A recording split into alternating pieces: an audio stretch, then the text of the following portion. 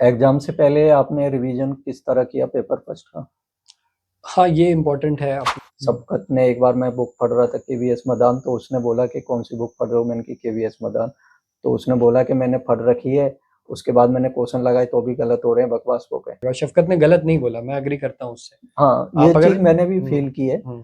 और सबकत के अलावा भी कुछ लोगों ने मुझसे बोला ये बात। अच्छा, सबसे इम्पोर्टेंट बात सत्तार भाई कि पिछले 3 साल से क्वेश्चन यूनिट 10 से बहुत ज़्यादा नज़र आ रहे हैं। बिस्मिल्लाहिर्रहमानिर्रहीम। तो आज मेरे साथ है मेरे क्लासमेट फैज़ अशरफी, और फैज़ भाई नेट जेआरएफ अभी जो रिसेंटली हुआ है वो क्वालिफाई किया है फैज़ भाई ने। तो Islamic studies as a subject Faiz भाई आपने क्यों चूज किया? आपका बैकग्राउंड क्या था? इसके बारे में थोड़ा बताइए। बिस्मिल्लाहिर्रहमानिर्रहीम। बहुत शुक्रिया सत्तार भाई, आपने मुझे अपने पॉडकास्ट में इनवाइट किया। मेरा एक्चुअली स्कूल बैकग्राउंड रहा। मैं बिहार के नवादा डिस्ट्रिक्ट से बिलोंग करता हूँ ओरिजिनली, जो साउथर्न पार्ट में है बिहार के, वहाँ से। और वहाँ से मैंने अपनी स्कूल एजुकेशन हासिल की, सेंट जोसेफ स्कूल जो टाउन का ही था। फिर हायर एजुकेशन पटना में ली, +2 की कॉमर्स बैकग्राउंड से। उस दौरान मैं चार्टर्ड अकाउंटेंसी की तरफ जा रहा था, लेकिन फिर मैंने शिफ्ट किया। इसका सबसे बड़ा रीज़न इंटरेस्ट था। मुझे इस्लामिक हिस्ट्री में बहुत ज़्यादा इंटरेस्ट था। बहुत स्टार्ट से ही, आई थिंक 7-8 क्लास से मैंने स्टार्ट किया था राशिदुन कैलिफ वगैरह के बारे में पढ़ना, और जो एम्पायर्स थी अब्बासीद, उमैया, इन सब के बारे में पढ़ना। तो एक इंटरेस्ट डेवलप था। तो मैंने फाइनली अपने इंटरेस्ट को चूज़ किया अपने स्ट्रीम के लिए, और फिर मैं इस्लामिक स्टडीज़ के लिए मैंने बैचलर के लिए जामिया से अपनी शुरुआत की। बीए मैंने यहाँ से किया, और फिर अल्हम्दुलिल्लाह मास्टर्स के फर्स्ट ईयर के फर्स्ट अटेम्प्ट में ही अल्लाह के फ़ज़ल से ये यूजीसी नेट जेआरएफ के लिए मैं क्वालिफ़ाई हो गया।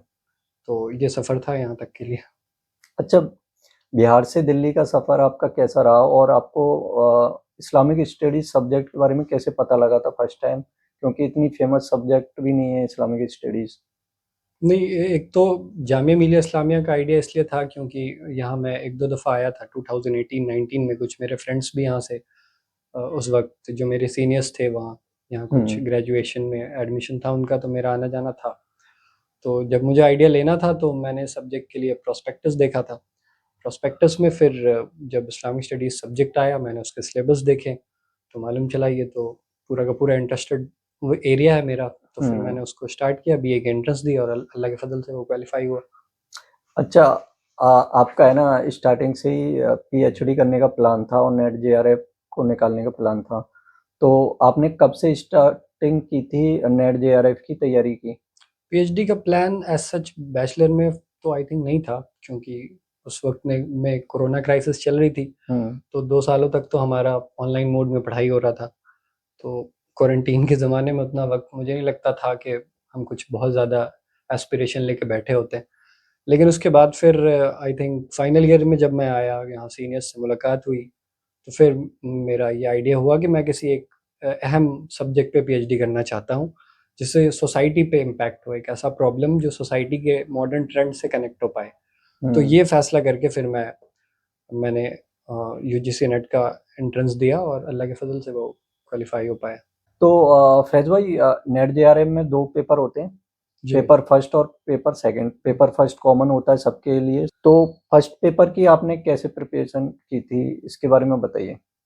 पेपर फर्स्ट में आप अगर देखेंगे, दोनों में पेपर फर्स्ट और सेकंड दोनों में 10-10 यूनिट्स दोनों में है।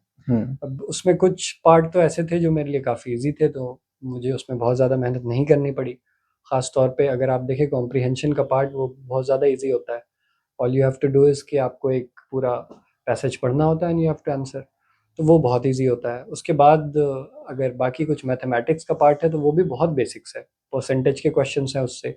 हाँ, सवाल ये है कि अगर आपका प्रैक्टिस है तब वो आपके लिए ईज़ी हो सकता है, अगर प्रैक्टिस नहीं है तो वो भी कॉम्प्लिकेटेड हो जाता है। ख़ास तौर पे जब टाइम बहुत कम होता है आपके पास, एक-एक क्वेश्चन पे आपको बहुत मतलब बारीकी से देखना पड़ता है। ज़रा-सा भी आप टाइम से अगर स्लिप हो गए तो पूरा पेपर ख़राब हो जाता है। तो उस लिहाज से जो पेपर 1 था मेरे लिए, कुछ पार्ट जो ईज़ी थे, मैंने पहले उसको कॉन्क्रीट किया। कई दफ़ा ऐसा होता है कि जो पार्ट ईज़ी नहीं होता हम उसे छोड़ देते हैं कि हम बाद में उसे कर लेंगे या लास्ट मोमेंट पे कर लेंगे। अब ऐसा क्या होता है कि हमारा जो श्योर पार्ट भी होता है कि जो आप जिस पे आप मार्क्स ला सकते हैं, वो भी मिस हो जाता है। तो मैंने वो चूज़ नहीं किया, मैंने ये चूज़ किया कि जिस पे मुझे पहले से थोड़ा कमांड है मैं उसको और कॉन्क्रीट कर लेता हूँ। ख़ास तौर पे कॉम्प्रिहेंशन, मैथमेटिक्स और टीचिंग एप्टीट्यूड, क्योंकि मैंने एक दफ़ा इसके बारे में पढ़ा था, टीचिंग एप्टीट्यूड के बारे में, तो थोड़ा आइडिया था उसका, तो वो किया मैंने। तो इस तरीके से एक तो मैंने स्ट्रैटेजी पेपर 1 की नॉर्मल ये रखी कि हर यूनिट को सेपरेटली डील किया, यूट्यूब वीडियोस की हेल्प ली अलग अलग सेक्शन से, जहाँ से मुझे ऐसा नज़र आता था कि इनकी जो जो चीज़ें ये बता रहे हैं वो क्वेश्चन फॉर्मेट में आ पा रही है, तो मैंने उनको सुना। फॉर एग्जांपल भरत कुमार को सुना, उनके क्वेश्चन से काफ़ी कनेक्ट हो रहे थे। शिफाली हैं, वीडियो उनके भी है पेपर 1 पे, और बहुत अच्छा उनका परफॉर्मेंस भी रहता है उनके स्टूडेंट्स का, उनको मैंने सुना। तो कोई एक नहीं था, कई सारे मटेरियल्स थे। केवीएस मदान को मैंने ख़ास तौर पे देखा यूनिट 8 के हवाले से, और वो जो क्वेश्चन खास तौर पे आता है जो एनवायरमेंटल साइंस वगैरह को डिस्क्राइब करता है, पीपल डेवलपमेंट एंड एनवायरमेंट का जो यूनिट है, उसको भी मैंने मदान से कवर किया। तो एज सच कोई नहीं था कि कोई एक था, कई दफ़ा कई जगह से मैंने उसको देखा। तो आपका मतलब ये है कि आपके कुछ चैप्टर बहुत अच्छे थे पहले से, तो उन पे आपने बहुत ज़्यादा कमांड हासिल कर लिया, ताकि एक भी नंबर कटे ना, है ना? और जो बाकी के चैप्टर थे उनको आपने अलग-अलग तरीके से यूट्यूब से या बुक से प्रिपेयर किया, ठीक है? जैसे फॉर एग्जांपल मैं आपको बताता हूँ, एक तो आप अगर पूरा 10 यूनिट देखें, तो इसमें मैथ एज अ होल एक पार्ट है, ठीक है? डेटा इंटरप्रिटेशन में जो क्वेश्चन है वो मैथ से हैं, ठीक है? इसके बाद रीजनिंग, वो भी somehow it is connected to math. उसके बाद फिर मैथमेटिक्स है भी खुद एज अ पॉइंट है उसके अंदर में। तो ये आप, मैंने एज अ होल इसको एक जगह रख दिया, इससे 2 यूनिट तो पहले ही कवर हो जाते हैं आपके। फिर teaching aptitude and research aptitude, अब इन दोनों में रिसर्च एप्टीट्यूड आपके लिए नया है, क्योंकि टीचिंग का तो कुछ ना कुछ आइडिया होता है, रिसर्च काफ़ी नया होता है। उसमें आपको एक, क्योंकि वो बहुत ज़्यादा थ्योरी बेस्ड है, रिसर्च भी और टीचिंग एप्टीट्यूड भी, तो उसके लिए मैंने मदान को चूज़ किया, केवीएस मदान को, उसका जो न्यू एडिशन है। उसमें क्योंकि थ्योरी काफ़ी है, तो वो थ्योरी उससे काफ़ी कवर हो गई। दोनों थ्योरी बेस्ड अगर आप गौर करेंगे तो। इसके अलावा पीपल डेवलपमेंट एंड एनवायरनमेंट मैंने आपको बताया, तो वो भी मैंने मदान से क्लियर किया, लेकिन साथ में भरत कुमार को इसलिए देखा क्योंकि जो मॉडर्न जो क्वेश्चन आ रहे थे 2-3 सालों से, वो भरत कुमार का एक्सपीरियंस उसमें काफ़ी ज़्यादा इंपॉर्टेंट हो रहा था। तो वो मैंने ज़्यादा पीपल डेवलपमेंट एंड एनवायरनमेंट जो था वो भरत कुमार से कवर किया। तो इस तरीके से डिवाइड करके एक एक टॉपिक को सेपरेटली डील करना, एज अ होल आप उसको पूरा एक सब्जेक्ट लेके ना चले, सिंगल एक को डील करें, क्योंकि टॉपिक वो चैप्टर भी अलग-अलग टाइप के हैं सब। कोई मैथमेटिक्स है ना? और टीचिंग एप्टीट्यूड और रिसर्च एप्टीट्यूड में से कॉन्सेप्चुअल क्वेश्चन आते हैं, है ना? और आईसीटी और उसमें से फैक्चुअल क्वेश्चन आते हैं, है ना? फैक्ट्स से रिलेटेड। तो सब अलग-अलग टाइप के क्वेश्चन आ रहे हैं, तो आपको अलग-अलग लेके अगर हायर एजुकेशन के पार्ट को देख लें, वो ज़्यादातर हिस्ट्री पे बेस्ड है। हाँ। जितनी कमिटीज हुई उसका एक डिस्कशन है। अब इसके लिए जो थ्योरी की चीज़ है उसके लिए थ्योरी देखना पड़ेगा हमें। जहाँ हमें लगता है कि यहाँ प्रैक्टिकल चीज़ें ज़्यादा बेहतर है, तो फिर आप यूट्यूब पे किसी टीचर को देखें जो इसको अच्छा बेहतर एक्सप्लेन कर सकता है, थ्योरी की वहाँ ज़रूरत नहीं है। इस टाइप की स्ट्रेटेजी लेकर अगर आप चलते हैं, सेपरेटली डील करते हैं, तो इंशाल्लाह ताला उसमें बेहतर हो सकता है। अच्छा, पेपर फर्स्ट के नोट्स आपने बनाए थे या नहीं बनाए थे? इस बारे में आप क्या कहना चाहेंगे? नोट्स देखिए, मैंने खुद तो नहीं बनाए, क्योंकि अब देखिए हर इंसान का अपना एक्सपीरियंस होता है। कई ऐसे लोग होते हैं जो नोट्स बनाकर ही पढ़ पाते हैं। मेरे कुछ फ्रेंड्स हैं, वो अगर नोट्स नहीं, मतलब उन्हें लास्ट डे भी अगर प्रिपरेशन करनी है तो वो नोट्स पहले प्रिपेयर करते हैं, उसको रीड करते हैं, तो एक्सपीरियंस अलग-अलग होता है। मेरा वैसा नहीं है। कई ऐसे दोस्त हैं जो नोट्स की जगह बुक को हाइलाइट कर देते हैं और उससे उनका हो जाता है बस। तो वो डिपेंड करता है आप किस तरीके से आपके लिए वो ईज़ी होता है। मैंने नोट्स एज़ सच बहुत ज़्यादा नहीं बनाए। मैथ्स को प्रैक्टिस करने के लिए आप समझ सकते हैं 1-2 पूरी की पूरी नोटबुक बर्बाद कर दी। लेकिन ऐसे कोई ज़्यादा नहीं बनाए। जो थ्योरीज़ थी उसको डायरेक्टली हाइलाइट करके देखा, इतनी ही कोशिश की मैंने। और एग्ज़ाम से पहले आपने रिवीजन किस तरह किया पेपर फर्स्ट का? हाँ, ये इम्पोर्टेंट है आपने क्योंकि रिवीजन की बात की, यूजीसी नेट पूरी तरीके से मेमोरी बेस्ड है। इसमें कम इम्पोर्टेंस है इस चीज़ को कि आप किसी टॉपिक को कितना डेप्थ में जानते हैं, बजाय इसके कि आप उसको वहाँ पे कितनी देर याद रख पाते हैं। मतलब जो आपने पूरा पढ़ा है वो आपको वहाँ याद है या नहीं, वो परफॉर्मेंस इंपॉर्टेंट है। तो रिवीजन का बहुत बड़ा रोल होता है। मैंने कोशिश ये की थी, क्योंकि मेरे पास वक्त ज़्यादा इत्तेफाक से इसलिए मिल गया क्योंकि फर्स्ट एग्ज़ाम को कैंसिल कर दिया था गवर्नमेंट ने पेपर लीक की वजह से। फिर वो दोबारा हुआ तो मुझे 2 महीने और मिल गए। तो अब ये जो पूरा था, मैंने अराउंड 3 या 4 मंथ के बाद कंप्लीट कर लिया था उसका एक, मतलब आप कह सकते हैं फर्स्ट राउंड ऑफ स्टडी खत्म हो गई थी। अब मैं रिवीजन करता था बस। तो उसके बाद से आप कह सकते हैं कि 2 महीने तक कंटिन्यूअसली वो रिवीजन चला। रिवीजन सिर्फ नहीं होता था, रिवीजन के साथ एक चीज़ जो बहुत ज़्यादा फायदा देती है वो है कि आप प्रीवियस ईयर क्वेश्चन को देखें, और प्रीवियस ईयर क्वेश्चन को देखने के बाद सिर्फ ऐसा नहीं आपने क्वेश्चन देखा और उसको छोड़ दिया। आप क्वेश्चंस देखें, ऑप्शंस को देखें, फिर ऑप्शंस को भी देखें डीप में। फॉर एग्जाम्पल ऑप्शंस में 4 कमिटीज़ के नाम है, आपने वो चारों कमेटी पढ़ ली, लेकिन उसमें से कोई एक ऐसी कमेटी है जो आपके नज़र से पढ़ाई के दौरान नहीं गुजरी थी, तो अब आप फिर उस ऑप्शन को उठाइए इंटरनेट से, उसके बारे में पढ़ लीजिए। तो एक होता है कि रिवीजन में भी एजुकेशन जारी रहती है। हाँ, मतलब एक क्वेश्चन में 4 ऑप्शन है, तो आप एक क्वेश्चन से 4 आंसर, मतलब 4 क्वेश्चंस आप हाँ, रिवाइज कर सकते रिवाइज हैं। कर सकते हैं 4 चीज़ों तो ये को। बहुत बल्क में हो जाता है फिर। तो रिवीजन खुद बहुत बड़ा लॉन्ग प्रोसेस है, इसलिए अगर किसी को रिवीजन करना है वो ये ना सोचे कि लास्ट के 10 डेज में हम कर लेंगे। बहुत सारे लोग ये भी बोलते हैं कि केबीएस मदान को पढ़ने के बाद भी हम क्वेश्चन लगाते हैं तो भी गलत हो रहे हैं।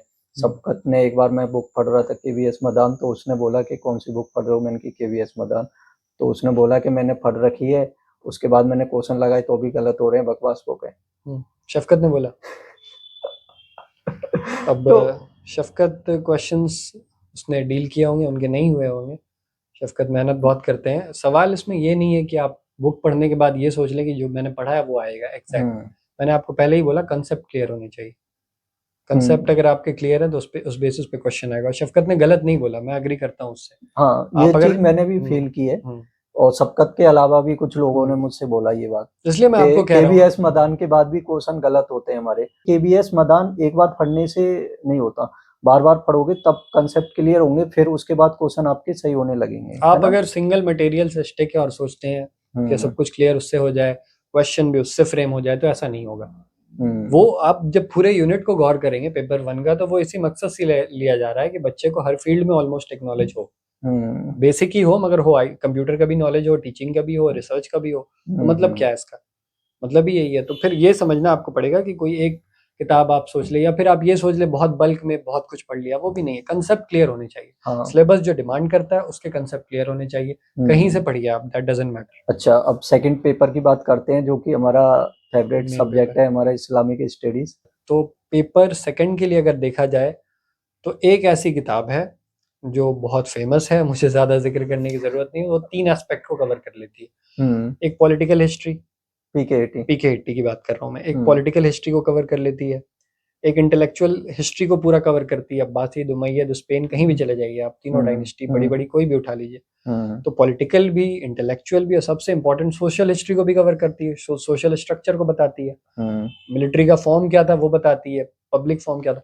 तो अब सवाल होता है कि एक ऐसी बुक जिसमें ये 3 चीजें एक साथ इतने अरेंज वे में है, वो आपको कहीं और मिलती नहीं। और आउट ऑफ 10 टॉपिक मैं आपको जिम्मेदारी से बता रहा हूँ कि 6 यूनिट ऐसे हैं जिनको पीके80 डायरेक्टली, जिसके लिए वो इम्पोर्टेंट है स्कोर के लिए, और कई यूनिट्स ऐसे हैं जिससे क्वेश्चन सिर्फ 80 से ही बनते हैं अक्सर। और जब आप चैलेंज करते हो तो 80 एक्सेप्ट होता है, ये नजर आता है। आप मैयत के इंटेलेक्चुअल पार्ट को, जो बहुत ज्यादा हालांकि नहीं है लेकिन आर्किटेक्चर है उसमें काफी, उसको देख लें। अब्बासीद के पूरे एज अ होल इंटेलेक्चुअल को उठा के देख लें आप, पीके80 से क्वेश्चन फ्रेम होते हैं। इसके अलावा रशीदुन कैलिफ की जो इनिशियल विक्ट्रीज का बार बार क्वेश्चन आते हैं, बैटल्स के आते हैं, वो कहाँ से आते हैं, पीके80। मैं ऐसा नहीं कह रहा हूँ बाकी किताबों में नहीं है, लेकिन इन तीनों स्फेयर को इतने अच्छे से पीके80 ने कवर किया है कि इंटेलेक्चुअल, पॉलिटिकल और सोशल तीनों एस्पेक्ट वहां पे उसने ज्वाइन कर दिए हर एक चैप्टर में। तो पीके80 6 यूनिट्स को बहुत अच्छे से इफेक्ट करता है। आई थिंक यूनिट 9 है जो इंटेलेक्चुअल के ऊपर है, मुस्लिम नॉलेज करके कुछ उसमें पार्ट है, उसमें अलकिंदी की फिलॉसफीज पूछी जा रही हैं, उसमें कई सारे ऐसे पार्ट्स हैं। आप देखें तो हिट्टी तो पहले बहुत ज़्यादा इंपॉर्टेंट है। फिर अगर आप देखें सूफिज्म पे क्वेश्चन फ्रेम होते हैं। फरीदा खानम की बुक मैंने उसके लिए अप्रोच की थी।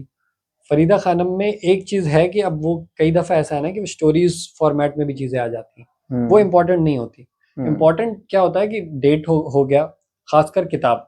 और फरीदा खानम ने किताबें बहुत मेंशन की है, सूफी जो लिटरेचर है उसका बहुत अच्छा डिस्कशन दिया है, वो बहुत इनफ है।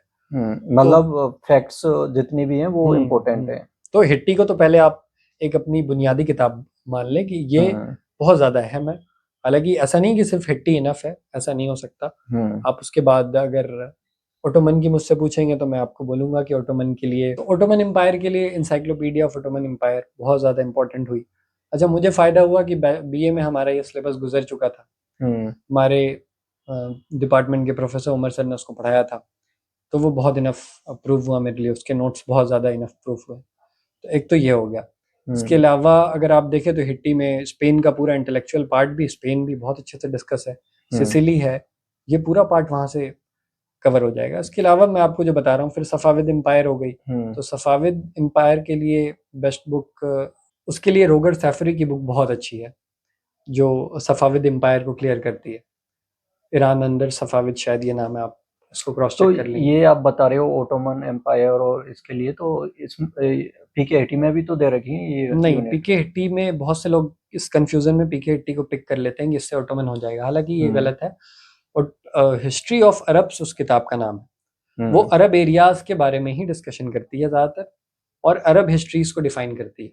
ओटोमन कॉन्केस्ट भी जो अरब लैंड में हुए, अगर ओटोमन ने हिजाज को कॉन्कर किया, दमास्कस पे उसका रूल है, इन पार्ट को वो डिस्कस करते हैं, एशिया माइनर पे नहीं जाते वो। तो ये हो जाता है मामला। तो ओटोमन के लिए वो इनफ नहीं है, उस लिहाज से बिल्कुल नहीं। तो आपको कोशिश ये करनी है, ओटोमन अगर पढ़ना है तो इंसाइक्लोपीडिया ऑफ ओटोमन एम्पायर देख ले। सफ़ाविद देखना है तो ईरान अंदर सफ़ाविद रोगर सैफरी की बुक है। ये दोनों यूनिट की एक पूरा यूनिट बनता है, ओटोमन एंड सफ़ाविद, ये इससे क्लियर हो जाएगा आपका। ठीक है, ये तो क्लियर हो गया। फिर इसके बाद बहुत अहम बच जाता है यूनिट 10। अच्छा, सबसे इंपॉर्टेंट बात सत्तार भाई कि पिछले 3 साल से क्वेश्चन यूनिट 10 से बहुत ज्यादा नजर आ रहे हैं। 3 या 2 साल से आप देख ले, जो क्वेश्चन शिफ्ट हुआ ज्यादातर वो मॉडर्न अरब के ऊपर काफी क्वेश्चन आते हैं। अरब की प्रेजेंट पॉलिटिक्स पे क्वेश्चन आते हैं, उसकी पॉलिटिकल ग्रुप्स पे क्वेश्चन आते हैं, तो यूनिट 10 इंपॉर्टेंट हो जाता है। मैंने यूनिट 10 के लिए किसी बुक को कंसल्ट नहीं किया। मैंने सबसे पहले, क्योंकि क्वेश्चंस मैंने देखा था ज्योग्राफी पे फ्रेम हो रहे थे, क्वेश्चन वहाँ की बेसिक पॉलिटिक्स पे होती थी, बहुत ज़्यादा डीप नहीं, वहाँ के कुछ सोशल ग्रुप पे हो रहे थे, इंपॉर्टेंट पर्सनालिटीज़ पे हो रहे थे, तो मैंने उसके लिए इंटरनेट का नॉर्मल यूज़ किया। फॉर एग्जांपल मैं अगर आपके सामने मिसाल दूँ तो ईरान का आप एग्जांपल ले लें, उसमें एक है ईरान पे क्वेश्चन फ्रेम है, मॉडर्न ईरान पे क्वेश्चन फ्रेम है, तो मैंने नॉर्मली उसका जो रिवॉल्यूशन 1979 का था वो उठाकर देख लिया।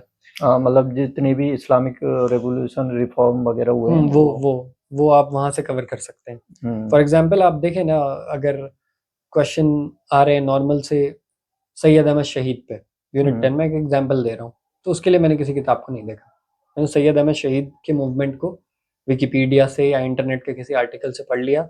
अब वो उसमें जो जहाँ पे ये चीज़ें ज़्यादा, आप याद रखें जब भी किसी यूनिट को कवर कर रहे हैं वैसी चीज़ें देखें जहाँ पे डेट्स ज़्यादा हैं, जहाँ पे इंपॉर्टेंट पॉइंट ज़्यादा कवर हो रहे हैं। स्टोरीज एंड थ्योरीज का अभी वक्त नहीं है हमारे पास, वो इंशाल्लाह क्रैक करने के बाद बहुत वक्त है, आप पढ़ लेंगे। फैक्चुअल ज़्यादा हो, फैक्चुअल हो, जो रिजल्ट में हेल्प कर सके फिलहाल, उसके बाद आप उसको कवर कर ले, बाद में इन डेप्थ जाके पढ़ लें। तो यूनिट 10 इस तरीके से पार्ट बाय पार्ट करके, कोई किताब नहीं।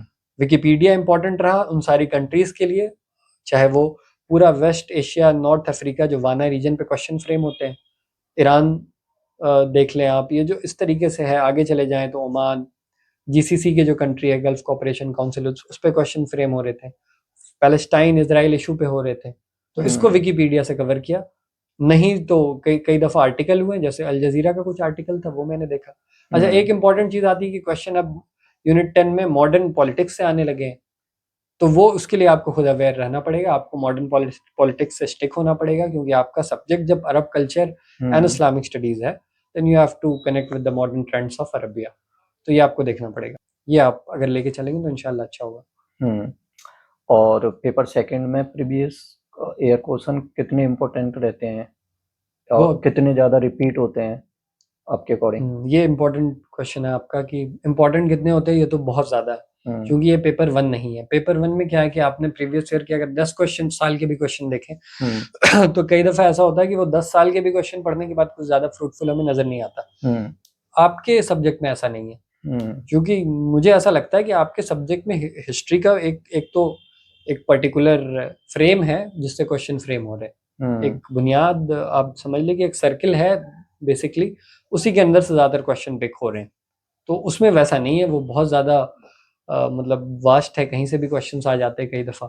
ऐसा हमारे में नहीं है। अगर आप लास्ट 10 ईयर्स 12 ईयर्स के क्वेश्चन, एक किताब भी है हमारी, उसमें हमारे डिपार्टमेंट से ही पब्लिश हुई है, शकील भाई जो हमारे रिसर्च स्कॉलर उनकी है, वो बहुत इंपॉर्टेंट किताब है। उस किताब की 2 क्वालिटी जो मैं मानता हूँ, एक तो प्रीवियस ईयर क्वेश्चन होना, उसके साथ उसके फिर कुछ एक्स्ट्रा नोट्स उन्होंने पीछे भी लिखे। रिलेटेड उस क्वेश्चन से रिलेटेड उन्होंने काफी चीज तो लिखी। क्वेश्चन बहुत ज्यादा रिपीटेड नहीं है, लेकिन रिपीटेड है। क्वेश्चन का आप थोड़ा सा एसेंस चेंज करके वो उसको फिर दोबारा लाते हैं, ऐसा होता है। तो कई जैसे प्री इस्लामिक अरबिया के क्वेश्चन तो बहुत रिपीट होते हैं। उसके जो 2-3 इनिशियल वॉर है मोहम्मद सल्लल्लाहु अलैहि वसल्लम के आने से पहले, वो बहुत रिपीट होते हैं, हर दफा होते हैं। तो ये है, अगर आप ये पूछ रहे हैं कि क्वेश्चन आप प्रैक्टिस करेंगे, मैं कहता हूँ बहुत फायदा होगा। शायद आपको 10-12 एक्स्ट्रा मार्क्स अगर लाने हैं तो क्वेश्चन प्रैक्टिस का बहुत ज्यादा रोल है। तो एक तो ये हो गया। दूसरा, आप उसी तरीके की अप्रोच करें। क्वेश्चन जब आपके सामने आए, तो जब आप क्वेश्चन को डील कर रहे हैं, तो ऑप्शंस पे अपना टिक करने के बाद आगे ना जाएं, ऑप्शंस को भी इटसेल्फ आप देखें, एनालाइज कर लें। फॉर एग्जांपल, अगर आप पढ़ रहे हैं तो उसमें ऑप्शन में रजा पहलावी और मुस्तफ़ा कमाल पाशा, आपका आंसर रजा पहलावी, आप आगे ना जाएं, आप देख लें मुस्तफ़ा कमाल पाशा कौन सी पर्सनैलिटी है। तो ऑप्शंस भी कई दफा काफी इंपॉर्टेंट होते हैं। इस साइकिल को आप अगर अप्रोच करेंगे और पूरे क्वेश्चंस को आप उस तरीके से डील करेंगे, तो वो बहुत फ्रूटफुल होने वाला है इंशाल्लाह। तो आज के लिए फिर इतना ही, फिर मिलते हैं एक अच्छे से नेक्स्ट पॉडकास्ट में।